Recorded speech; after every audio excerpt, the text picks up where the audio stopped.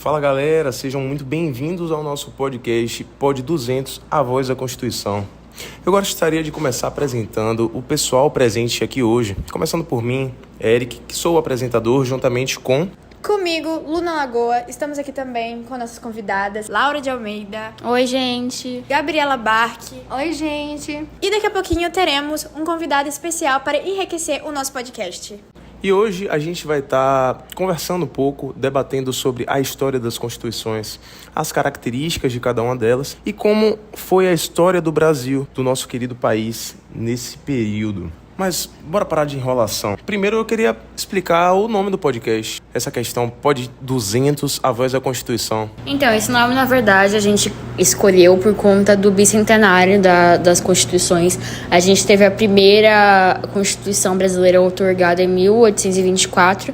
Logo, completam-se 200 anos. Na verdade, essa nem foi, de fato, a primeira Constituição escrita, né? Ela foi a primeira a vigorar, mas antes dela a gente teve a Constituição de 1823, né? Isso tudo no contexto do Império, né? De Dom Pedro I, pós-independência também.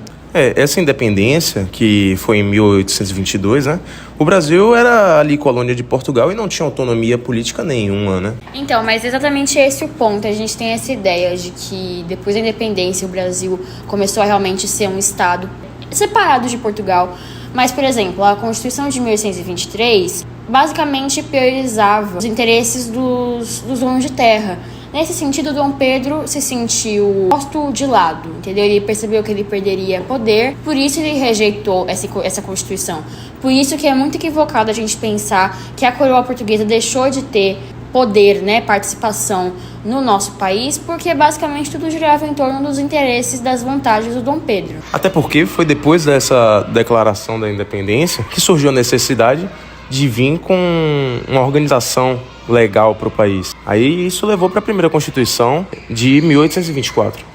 Exatamente, mas também a gente não pode descartar justamente isso, que era basicamente a manutenção de poder do Dom Pedro, a vontade de se manter como realmente um imperador soberano, né? E o fator mais marcante da Constituição de 1824, sem dúvidas, é a instituição do poder moderador, né? Que conferia, poderes absolutos ao Dom Pedro, colocava ele acima dos outros três, né? Que é o legislativo, o executivo e o judiciário, igual a gente tem hoje em dia. Mas, basicamente, ele se tornava a junção dos três e acima de todas as pessoas que estavam ali. Inclusive, um símbolo muito forte da dominação de Dom Pedro é que ele simplesmente dissolveu a Assembleia Constituinte que elaborou a Constituição de 1823 e juntou ali pessoas que representavam os interesses dele, entendeu? Ele manipulou muito essa decisão e conseguiu instituir o poder moderador. Mas a gente sabe, Laura, que essa foi uma das primeiras constituições que o Brasil teve. O Brasil teve diversas.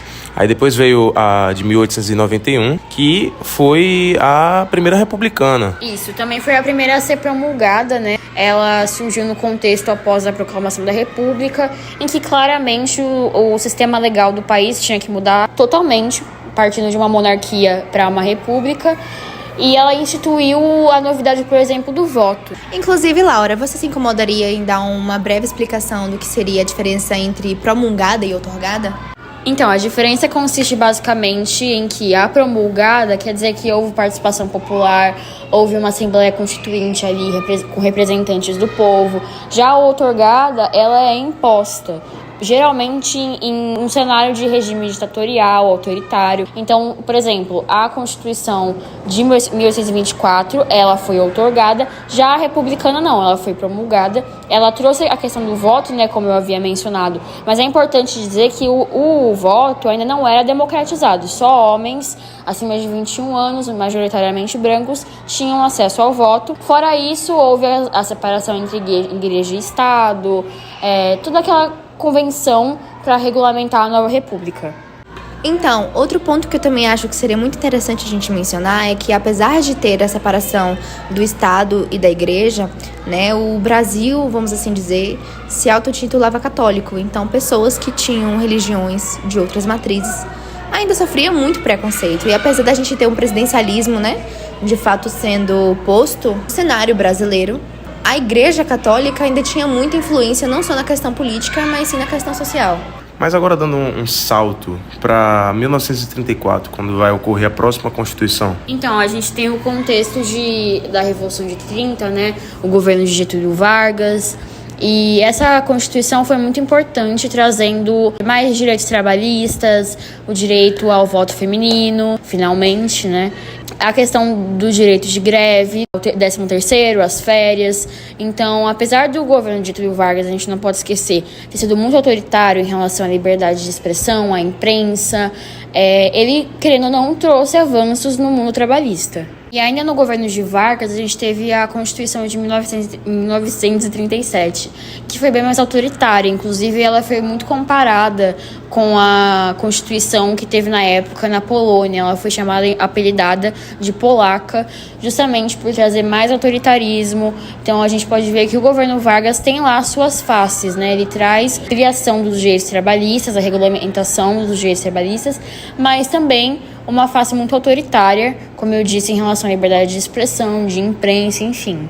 Inclusive, nesse contexto, a gente encerra o período do Estado Novo. Logo em seguida é instituída uma nova Constituição, dessa vez retomando a democracia, retomando os direitos civis, né? Pondo fim a esse autoritarismo do governo Vargas. Aí entra para a ditadura militar, onde tivemos a Constituição de 1967, né, que centralizou ainda mais o poder do executivo. Exatamente, o nacionalismo, a questão do Estado forte, da segurança nacional, esteve muito presente nessa Constituição.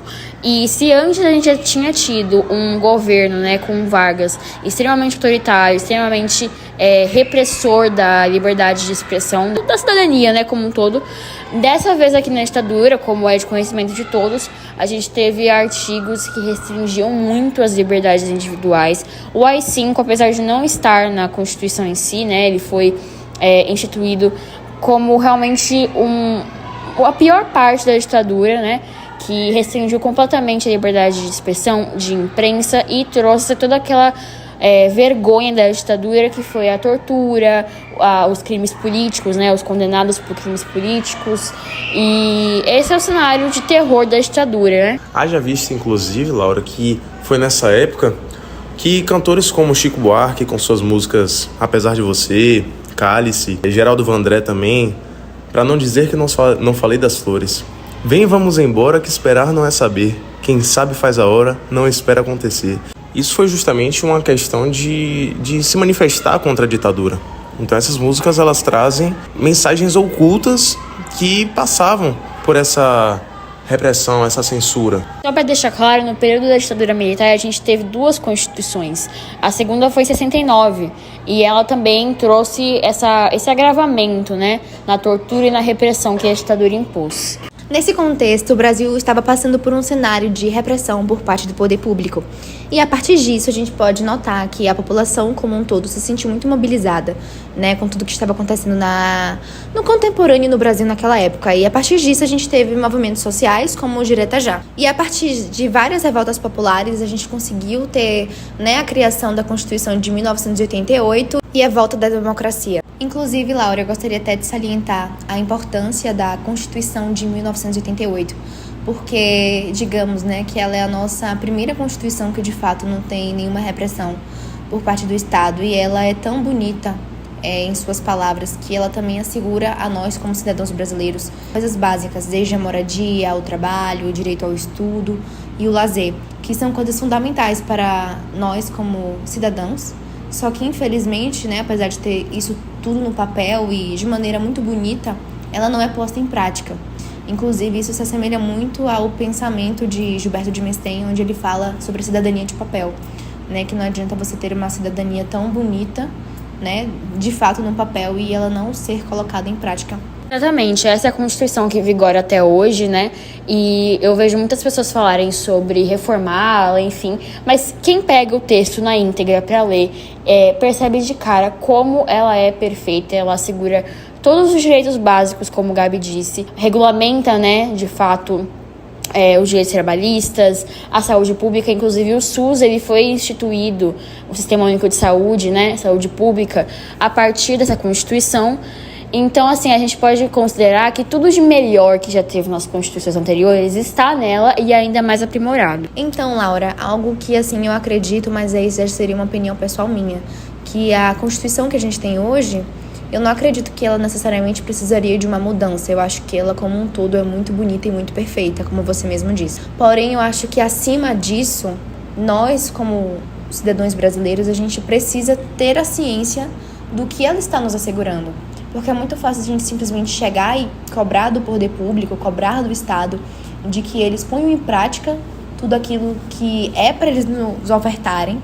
Só que a gente, como cidadão brasileiro, a gente não ter a noção do que de fato é garantido a gente, né? Que aí já vai o que você acabou de falar, a questão da saúde, dos direitos trabalhistas. Então, se a gente quer evoluir também como país, como nação e como pessoas, a gente precisa procurar saber, procurar se informar, para que a partir daí a gente consiga se construir bem na vida como pessoa, sim, mas também como um país promissor. Com certeza o cenário brasileiro não é perfeito, falta muita conscientização, acesso à informação, cobrança de fato da população, mas assim, tanto no contexto da criação do dia em que a Carta Magna foi promulgada, de 1978, a gente tem ali presente a figura do Ulisses Guimarães. Na época ele era o presidente da Constituinte, então tem um discurso inclusive muito bonito que está presente no nosso teaser, no teaser do projeto, que mostra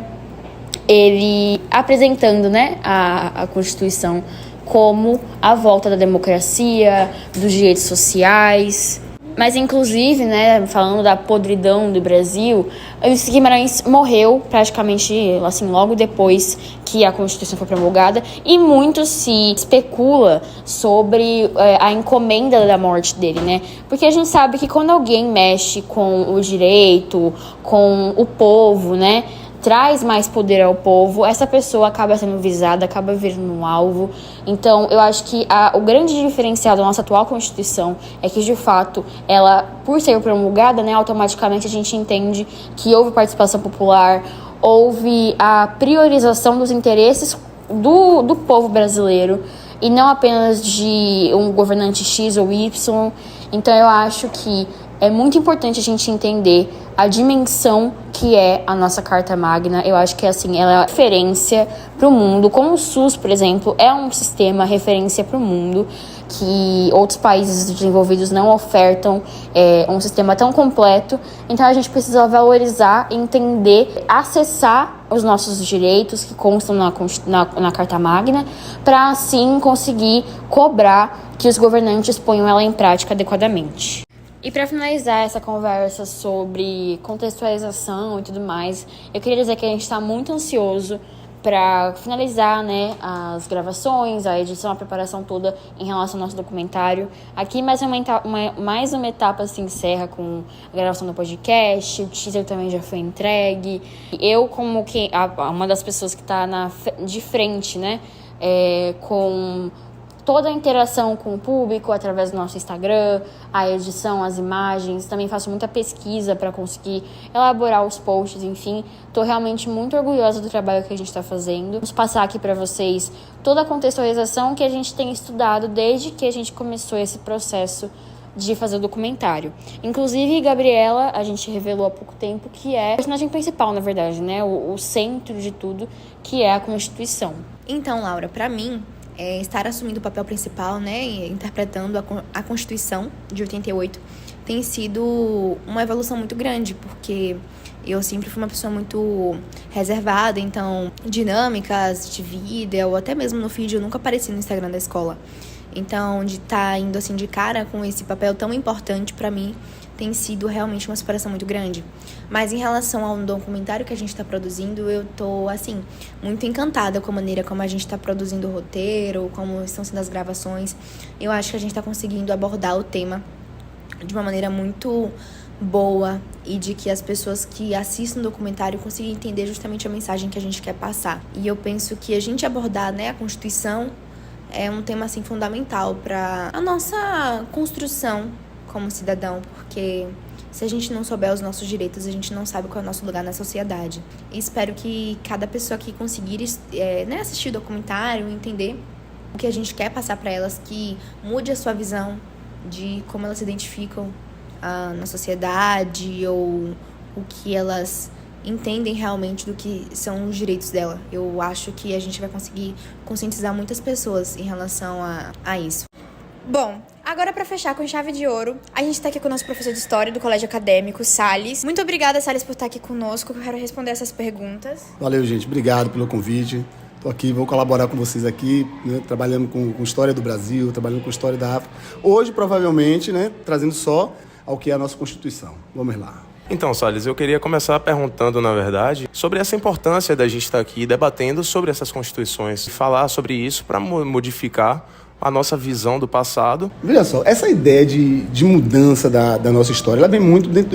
Eu sigo, né, eu leio alguma coisa sobre a Chimamanda Adichie Ngozi. Ela fala sobre a ideia da história única, né, o cuidado que tem que se ter com a história única, né, quem está contando a história. Da história é isso, é a gente compreender e que necessariamente existe alguém, né, com poder suficiente para tentar atravancar a consciência do outro dentro da história contada e quem é que conta essa história. Então, compreender a história é também não se render àquela história que as pessoas contam apenas para corromper o pensamento de pessoas, para tirar a ideia, né, de uma necessidade, não de verdade, porque não há, para mim, não existe a ideia de verdade absoluta, mas aquela verdade que a gente vai a partir do conhecimento. E o conhecimento, ele é válido para libertar. A história é libertadora, a leitura é libertadora, a educação é libertadora. É necessário se discutir história para compreendê-la. A ideia é abrir o ouvido para o outro, não ter a ideia de uma história absolutista, né? De uma história única, onde só existe uma verdade, onde só existe uma forma de viver. Qual foi o contexto histórico e as motivações políticas que levaram à criação da Constituição de 1824 e de que maneira ela consolidou o poder do imperador? Olha só, nós tivemos uma Constituição, a primeira Constituição que vai nascer em 1823, onde a gente tem ali os conservadores, né, participando para poder conter, né, o poder de Dom Pedro. Ele, vendo essa possibilidade de ter o seu poder contido, ele agora vai, a partir dali, criar uma nova Constituição. Ele vai estabelecer uma Constituição que vai ser a Constituição outorgada, a Constituição de 1824. E essa Constituição vai dar poderes plenos a ele, trazendo ali o quarto poder, que é o poder moderador, que vai, de alguma forma, abafar os outros três poderes. Então, quando vem uma Constituição, né, de 24, ela, na realidade, não vem para mudar a sociedade, vamos lembrar disso. Ela vem para mudar a condição do imperador, né, perante aos conservadores. E vamos ter o Dom Pedro brigando por essa relação de poder. E onde é que o povo entra nisso? Não entra. Portanto, a sociedade ela vai ficar mesmo uma sociedade escravista e que necessariamente essa Constituição em nada vai agregar para a população. Mas, Salles, a gente hoje, essa Constituição é de 1988, né? Essa questão cidadã, por que a Constituição cidadã? Veja só, Eric, temos as construções das Constituições onde não tinha uma participação efetiva do povo. A de 23 é uma Constituição onde vão estar ali os fazendeiros, né? A partir do voto censitário e tal. A de 24, nós temos a participação de Dom Pedro. A gente vai ter a de 91, onde nós temos as pessoas ligadas à República ainda, homens brancos, ricos e tal. A gente vai ter a de Getúlio e assim vai. Quando a gente chega em 1988, ali com Ulisses Guimarães, fim da ditadura, justamente, então nós temos ali agora uma participação do povo. Por exemplo, vamos aqui falar em direitos do cidadão, onde as pessoas têm direito de ir e vir perante a lei. No caso, seriam esses direitos fundamentais que a pessoa deve ter, né? Justamente. Direito à moradia, direito à educação. Vamos lembrar que, tratando de leis, nós tivemos uma lei, a lei de 1837, que era a lei da educação, que não permitia que pessoas pobres e pretas com deficiência participassem da escola. E aí, quando a gente vem para a Constituição de 1988, essa Constituição diz que o cidadão tem direito à educação. O SUS vem em 1988, né, dizendo que o cidadão tem direito à saúde, ainda que haja uma precariedade. Algumas coisas não são cumpridas, a gente sabe disso, mas está na Constituição, e aí a gente tem a condição da discussão, enquanto as outras constituições, que eram constituições de cima para baixo, incluía o povo. Eram constituições excludentes. Grande parte desse problema não é o que está escrito na Constituição em si, né? Ela, se você parar para ler, ela não incita nenhum tipo de repressão, ela é como se fosse realmente um papel perfeito. O problema não é ela, né? É o fato dela não ser posta em prática, ela não ser cumprida, mas isso tem a ver com a sociedade, com os representantes, não de fato com o documento. Então eu penso que a gente pode alterar quantas vezes for o documento, não interessa se não for posto na prática, né? É o que peca. Na realidade, a Constituição ela é boa, mas aí nós temos os gestores que nos priva, que priva o cidadão do acesso. E a gente fica, nesse caso aí, sem saber o que cobrar. O grande problema não está nos escritos. O grande problema está em como a gente cobra, quando a gente cobra. E se vão deixar a gente cobrar. Pensando também que muitas vezes eles não querem realmente que a gente saiba quais são os nossos direitos e como a gente lida com nossos direitos, como a gente fala sobre os nossos direitos, porque eles não levam isso para a educação pública. Tem um grande problema. A gente tem um problema da manipulação a partir, por exemplo, da fome, quando a gente fala de conhecimento. As pessoas, o cidadão, ele tem a necessidade de comer. As pessoas falam de cultura, a gente fala de acesso à educação, tudo isso, mas as pessoas têm necessidade de comer. E é o seguinte, as pessoas estão buscando hoje muito mais o que comer do que, de fato, o que aprender. Porque ninguém aprende de barriga vazia. Né? A questão é, quem executa, e a Constituição, ela vem dar essa condição. Agora a gente precisa se articular, o povo precisa se articular. E eu não estou falando de uma revolução, né? Essa revolução que as pessoas falam em pegar em armas e tal. Eu falo de uma revolução intelectual, onde temos que ter acesso à leitura, temos que ter acesso a livro, temos que ter acesso a pessoas que nos dê essa condição da discussão. E isso é que vai fazer valer, né, as nossas cobranças. E Salles, para a gente chegar nesse patamar da Constituição brasileira atual garantir diversos direitos ao cidadão, a gente passou por diversos desafios, inclusive tensões políticas na construção desse documento. Vai se pensar uma condição para o cidadão a partir de 88. Nesse período, nós temos aí os partidos, as pessoas se unindo para o direito do cidadão. Porque vamos lembrar o seguinte, vamos lembrar que na ditadura não se pensava escola. Na ditadura não se pensava condições alimentares, não se pensava condições de saúde para a população. Então, o que vai acontecer? Nesse momento, os partidos, as pessoas vão pensar que existe uma necessidade para o cidadão. Então, esses conflitos, a partir da ditadura, nós vamos ter aí o projeto de diretas já, e começa agora a pensar a participação do povo na política. Que antes o voto era um voto indireto, certo? Então, todo esse conflito que teve de ditadura, de exclusão do povo, das condições de saúde, moradia, acesso à educação, ela vai ser pensada para uma Constituição melhor, para uma construção melhor do cidadão, de uma nação melhor. E claro que a gente não consegue resolver logo esse problema, como até hoje não resolvemos, mas temos uma Constituição aí que reza isso, que haja melhora para a população. Com certeza, vem essa questão do poder do povo, né? A democracia, e isso é fundamental na construção dela, né?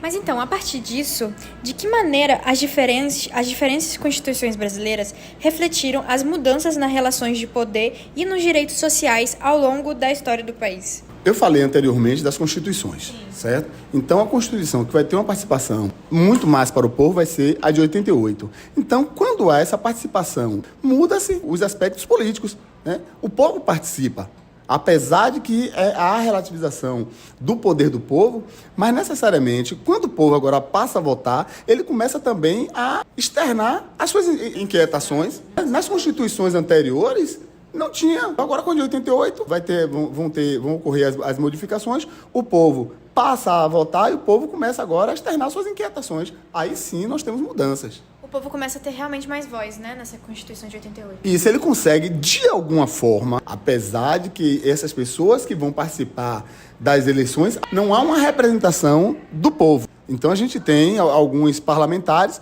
que estão ali, mas não representam o povo, faz parte da elite. É um tanto ainda complicado discutir essa relação, né, da escolha a partir do povo. Perfeito, Salles, perfeito.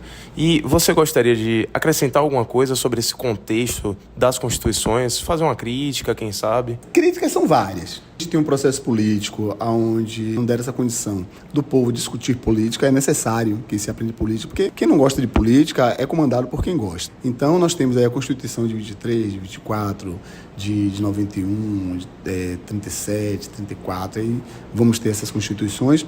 E necessariamente, em momento algum, inclusive na de 88, não trouxeram condição do povo discutir política. Sabe que existe a instrumentalidade a partir da questão da fome, educação, mas tem que dar essa condição. O povo tem que saber o que é política, o povo tem que saber qual o papel dos três poderes, o povo tem que saber como ele deve cobrar, porque existe aí uma estratégia para que o povo não saiba. Então, se o povo não sabe, o povo não cobra. Então, assim, eu não posso inocentar a Constituição de 88, mesmo tendo sido para mim, a melhor Constituição, mas é uma Constituição ainda que nega a condição de conhecimento a partir do povo. É preciso trazer esse povo para as discussões de base. É necessário que as pessoas tenham acesso. Os acessos são negados.